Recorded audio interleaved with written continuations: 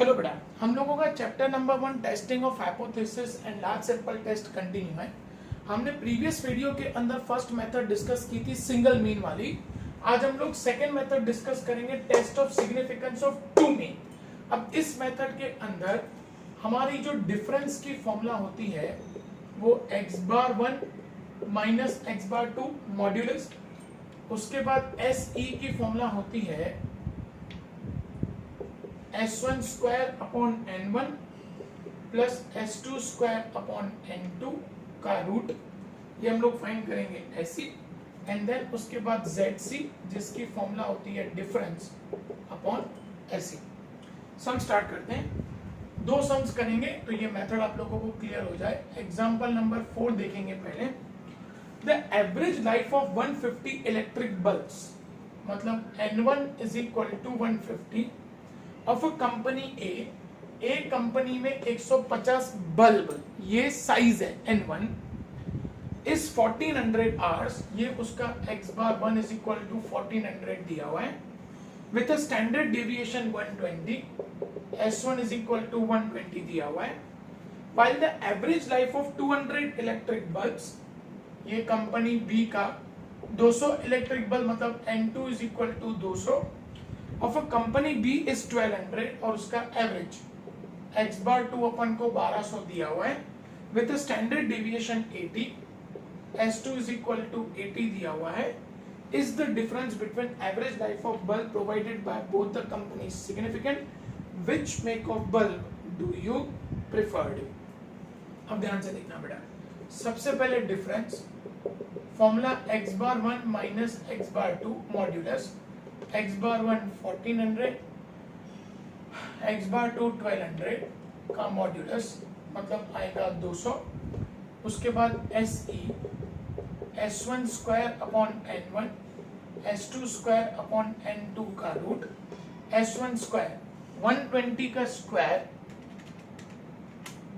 14,400 upon N1 150, S2 का square 80 का square 6400 upon N2 200 का रूट, 14,400 डिवाइड बाय 150 तो आएगा 96, 6400 डिवाइड बाय 200 वो आएगा 32 का root. Therefore SE is equal to 96 plus 32 इसका रूट मतलब 11.31, ये हमारा SC आएगा। और अब हम लोग फाइंड करेंगे ZC जिसकी फॉर्मूला होती है डिफरेंस अपॉन SC। डिफरेंस है हमारा 200 अपॉन SC है 11.31, 200 डिवाइड बाय 11.31 तो आएगा 17.68, ये ZC। अब ZT, इन पांचों में से कोई भी वर्ड हमको क्वेश्चन में नहीं दिया हुआ है, इसका मतलब टू टेल, परसेंटेज नहीं दिया मतलब 5%, टू टेल में 5% की वैल्यू है 1.96, तो ZC is greater than ZT, so H0 is rejected. अब इसके साथ हमको ये बताना है कि किस कंपनी का प्रोडक्शन हमारे लिए बेनिफिशियल है, तो जिसका एवरेज ज्यादा है। किसका एवरेज ज्यादा है? A, production of A bulb is acceptable। ठीक है बेटा, एक और सम करेंगे, ये मेथड क्लियर हो जाए आप लोगों को। एग्जांपल नंबर 5 ले लेंगे। क्वेश्चन को समझना है, बाकी तो फिर खाली फॉर्मूलाज में प्लॉटिंग ही करते जाना है अपन को।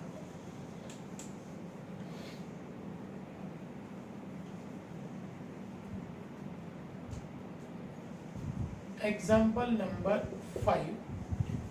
The mean of a random sample of 1000 units, N1 is equal to 1000 sample, और उसका मीन मतलब x बार 1 17.6 दिया हुआ है, and the mean of another random sample of 800 unit, N2 is equal to 800 is 18, और उसका मीन अपन को x bar 2 18 दिया है।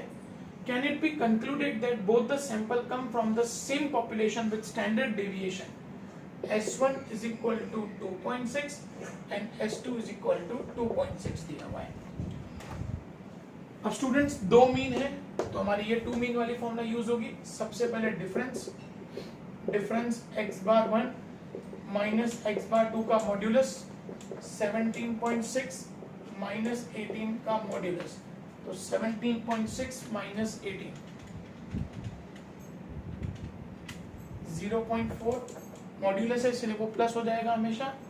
अब फाइंड करेंगे SE S1 square upon N1 plus S2 square upon N2 का रूट। S1 स्क्वायर 2.6 का square 6.76 upon N1 है 1000। S2 का स्क्वायर 2.6 का स्क्वायर 6.76 अपॉन N2 800 का root. 6.76 divide by 1000 0.0067 plus 6.67 divide by 800 0.00845 का रूट।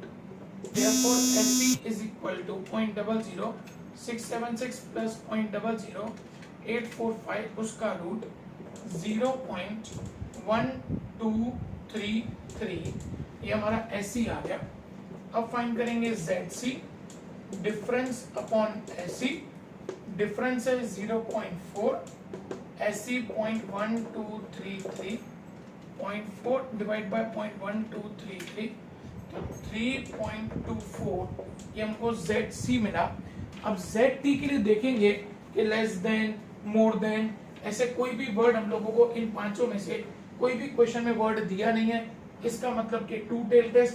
कोई परसेंटेज नहीं दिया मतलब 5%, 1.96, ZT 1.96, ZC की वैल्यू बड़ी है, ZC is greater than ZT, so H0 is rejected। इसी के साथ हमारी सेकंड मेथड भी इस चैप्टर की कंप्लीट हुई। थैंक यू बेटा।